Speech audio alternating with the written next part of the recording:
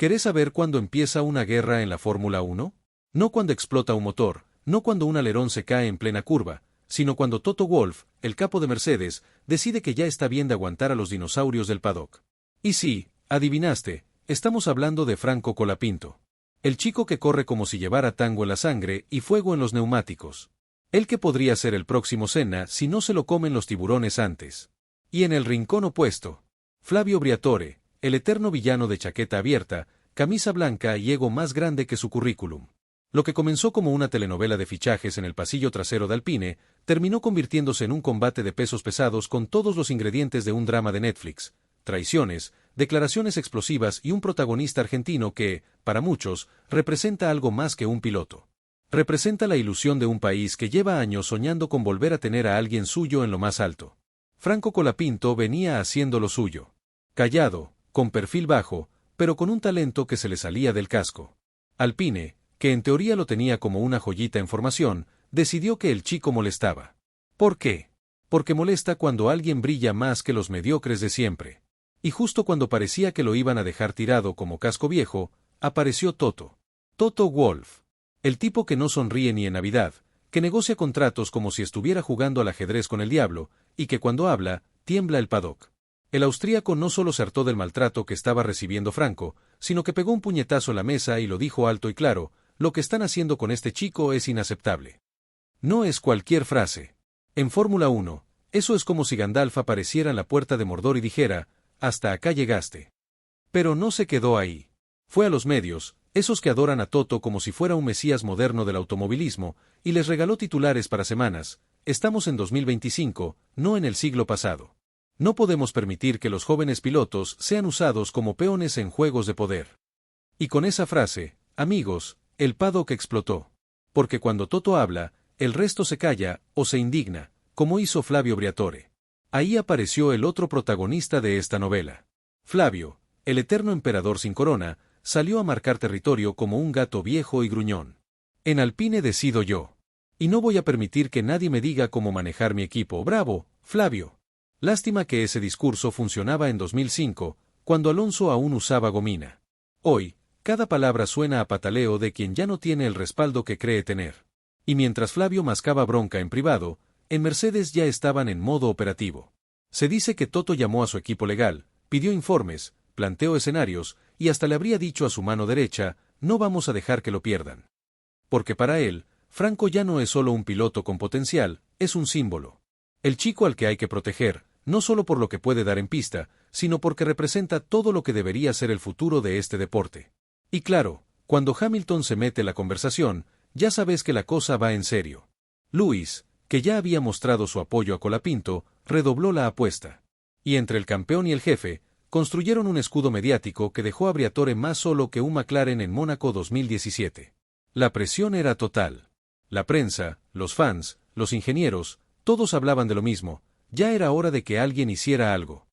En Argentina, mientras tanto, la noticia fue como una bomba emocional. Ver a su piloto defendido por Mercedes fue como ganar el Mundial de Fútbol, pero sin penales y con olor a goma quemada. Los canales deportivos abrieron con la cara de Toto y el nombre de Franco en tipografía XXL. Las redes sociales estallaron. Memes, montajes, banderas y un solo mensaje: gracias, Toto. Así, sin más. Porque el pueblo argentino es pasional, y cuando alguien defiende a uno de los suyos, lo abrazan como si fuera familia. Y mientras todo esto pasaba, Colapinto, el pibe en el ojo del huracán, se mantenía firme. No se subió al ring, pero tampoco bajó la mirada. Agradeció en privado, siguió entrenando, y dejó que los gigantes pelearan por él. Como esos boxeadores que saben que su momento llegará, pero que ahora es tiempo de observar, de aprender, y de preparar el golpe. Pero acá no termina nada, porque lo que está en juego no es solo un asiento en la F1. Lo que se está jugando es el futuro de la categoría, el mensaje que se quiere enviar a los nuevos talentos, y sobre todo, quien manda realmente en esta jungla de fibra de carbono y millones de dólares. Suscríbete y activa la campana. Que si te perdés lo que viene ahora, te lo vas a estar reprochando hasta que Colapinto gane su primer GP. Porque sí, esto recién empieza. Y ahí estábamos, en el centro del circo, con los leones sueltos, los domadores sin látigo y el público pidiendo sangre. Porque lo de Alpine ya no era un equipo en crisis, era una olla a presión con la tapa a punto de salir volando. Mientras en los despachos se multiplicaban los cafés cargados y las reuniones sin minutos, la figura de Flavio Briatore empezaba a derretirse más rápido que un neumático duro en asfalto ardiendo. La rebelión interna era un hecho. Varios directivos empezaban a deslizar, entre susurros y mails cifrados, que respaldar a Briatore era como seguir apostando por un módem de 56K en plena era 5G. Estamos en el centro de un huracán, decía un alto cargo. Y no exageraba. Porque lo que estaba en juego ya no era solo el futuro de un piloto. Era la imagen de toda una escudería que venía tropezando más que una cabra en patines. Briatore, como buen emperador caído, seguía gritando desde su trono cada vez más tambaleante, «No voy a ceder». Pero sus palabras sonaban como eco en un palacio vacío. Porque ya no lo escuchaban ni sus propios vasallos. Mientras tanto, en Mercedes, Toto Wolff seguía con el bisturí en mano. Nada de aspavientos, nada de gritos. Solo estrategia quirúrgica. Conversaciones privadas con otros jefes de equipo, con figuras del paddock, con gente que realmente mueve hilos. Si dejamos que un joven piloto sea expulsado de esta manera, estamos fallando como deporte. No fue un discurso, fue una sentencia. Y cayó con el peso de una losa sobre todos los presentes. La F1 no es una ONG, pero tampoco puede ser un feudo donde los viejos zorros hacen y deshacen sin consecuencias. Y eso, precisamente, es lo que Toto estaba atacando. No solo defendía a Colapinto. Defendía un modelo. Un ideal. Un mensaje que decía, no más pilotos descartables, no más carreras arruinadas por egos inflados y estrategias medievales. Y en ese nuevo orden que se iba gestando en los pasillos del paddock, Franco Colapinto aparecía como una especie de símbolo de resistencia. El chico al que querían bajarse sin explicación, ahora era el centro de un movimiento que iba desde los ingenieros hastiados hasta los fans que pedían transparencia a gritos. Sabemos que el camino no será fácil, pero tener a Toto de nuestro lado cambia todo. Así lo decía su entorno, como si les hubiera tocado la lotería con un boleto comprado por accidente. Y Franco, mientras tanto, seguía haciendo lo suyo. Callado. Concentrado. Con esa frialdad de piloto que sabe que los verdaderos golpes se dan en la pista, no en las ruedas de prensa. Pero no era fácil. Tenía sobre los hombros el peso de un país, el juicio público de todo un deporte y las maniobras oscuras de un Briatore cada vez más acorralado. Porque sí, Flavio mostraba una cara firme en público, pero en privado, las cosas eran muy distintas. Nervioso, paranoico, desesperado por mantener el control. Se habla de reuniones urgentes con abogados, de intentos desesperados por blindar su autoridad y frenar la ofensiva que ya no era solo mediática, sino institucional. Pero el daño estaba hecho. Y ni todo el cinismo del mundo podía taparlo. Hamilton y Wolff ya no eran solo voces a favor de Franco. Eran un frente unido. Una declaración de guerra que dejaba al viejo lobo italiano sin aliados y sin escape. Su margen de maniobra se achicaba como el de un coche con fallo hidráulico en plena clasificación. Mientras tanto, en Mercedes, el futuro ya se escribía con lápiz grueso. Los equipos legales y deportivos de Brackley trabajaban a toda máquina. Se hablaba de una incorporación inmediata como piloto de desarrollo, de un programa especial para preparar a Colapinto como futuro titular. Toto lo tenía claro, si Franco queda libre, no dudaremos. Y ahí es donde el juego se volvía realmente interesante.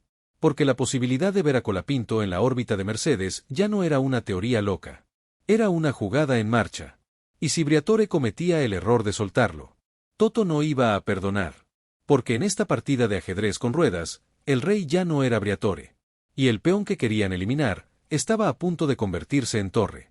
El próximo movimiento podía cambiarlo todo, o hacer volar el tablero por los aires. En Brackley, la sede de Mercedes, no volaba una mosca. Todos los ojos estaban puestos en una sola cosa, Colapinto.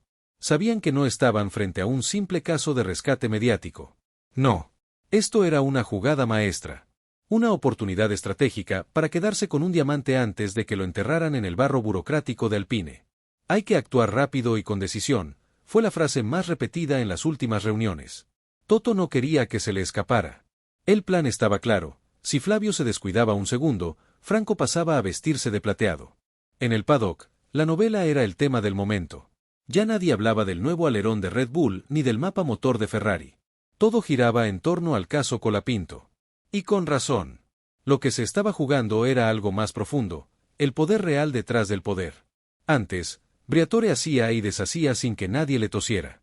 Ahora tenía enfrente a la maquinaria más temida del automovilismo moderno. Antes parecía que Briatore podía hacer lo que quisiera. Ahora sabe que tiene enfrente a Mercedes y eso es otro nivel, comentaba un periodista veterano con cara de haber visto más traiciones que un asesor de Ferrari. Y mientras el apoyo a Franco se convertía en una bola de nieve imparable, la figura de Flavio se achicaba como si le hubieran puesto agua en vez de espresso. Su red de aliados se disolvía, su imagen pública estaba por el piso, y lo único que le quedaba era una carpeta con abogados y excusas baratas. En Argentina, el fenómeno Colapinto ya era un tsunami emocional. Las portadas de los diarios deportivos parecían salidas de un cuento épico: el hijo del viento, el Messi del volante, Franco no se toca. Cada palabra de Toto era celebrada como si fuera un gol en la final del Mundial. En redes sociales, las publicaciones sobre el tema se llenaban de comentarios que decían cosas como: Toto, te ganaste el corazón de todo un país, gracias por defender lo nuestro, o Mercedes ya es Argentina, viejo. Era impresionante. Un país entero con los ojos puestos en un chico que no pide nada, pero lo merece todo. Porque cuando la justicia y el talento se encuentran con alguien que tiene poder y coraje, pueden pasar cosas grandes. Muy grandes. Y mientras Toto seguía blindando a Franco con declaraciones, estrategias y llamadas estratégicas, mientras Flavio preparaba su último acto de resistencia legal, mientras el equipo de Colapinto se mantenía en guardia, con las espadas listas para lo que viniera, y mientras el paddock entero contenía la respiración esperando el siguiente paso, el final seguía sin escribirse. La tensión era máxima. El tablero estaba más cargado que un coche con doble carga aerodinámica. Todos sabían que el próximo movimiento podía ser definitivo. Una firma, una decisión, una palabra, y todo podía cambiar. Porque en esta Fórmula 1 de 2025, donde los egos pesan más que los monoplazas, Franco Colapinto ya no es un simple piloto en formación. Es una causa, una bandera, un símbolo. Y ahora tiene a Mercedes de su lado.